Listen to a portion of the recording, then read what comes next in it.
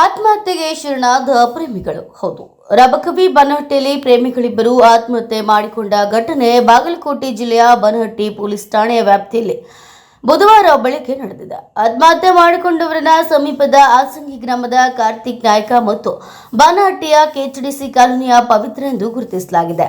ಕಾರ್ತಿಕ್ ಎಂಬಾತ ಮಂಗಳವಾರ ಸಂಜೆ ಪವಿತ್ರ ಮನೆಗೆ ತೆರಳಿ ಹಲವಾರು ವಿಚಾರವಾಗಿ ಗಲಾಟೆಯನ್ನ ನಡೆಸಿದ್ದಾನೆ. ಹುಡುಗಿಯ ಮನೆಯವರು ಪೊಲೀಸ್ ಠಾಣೆಗೆ ದೂರು ನೀಡುವುದಾಗಿ ತಿಳಿಸಿದ್ದಾರೆ. ನಂತರ ಈ ಕುರಿತು ಕಾರ್ತಿಕ್ ಕಡೆಯವರಿಂದ ಸಂಧಾನದ ಮಾತುಕತೆ ಕೂಡ ನಡೆದಿದೆ.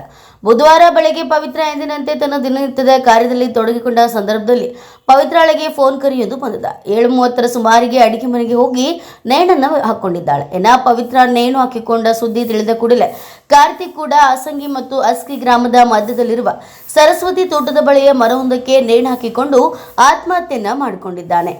ಆತ್ಮಹತ್ಯೆ ವಿಷಯ ತಿಳಿಸಿದಂತೆ ಬನಹಟ್ಟಿ ಪಿಎಸ್ಐ ಸಂಜಯ್ ದರಿಗೋಣ ಘಟನಾ ಸ್ಥಳಕ್ಕೆ ಭೇಟಿ ನೀಡಿ ಪರಿಶೀಲನೆ ನಡೆಸಿದ್ದಾರೆ. ಈ ಕುರಿತು ಸ್ಥಳೀಯ ಪೊಲೀಸ್ ಠಾಣೆಯಲ್ಲಿ 2 ಕುಟುಂಬಸ್ಥರಿಂದ ಪ್ರಕರಣ ದಾಖಲುಗೊಂಡಿದ್ದು ಪೊಲೀಸರು ತನಿಖೆಯನ್ನ ಕೈಗೊಂಡಿದ್ದಾರೆ.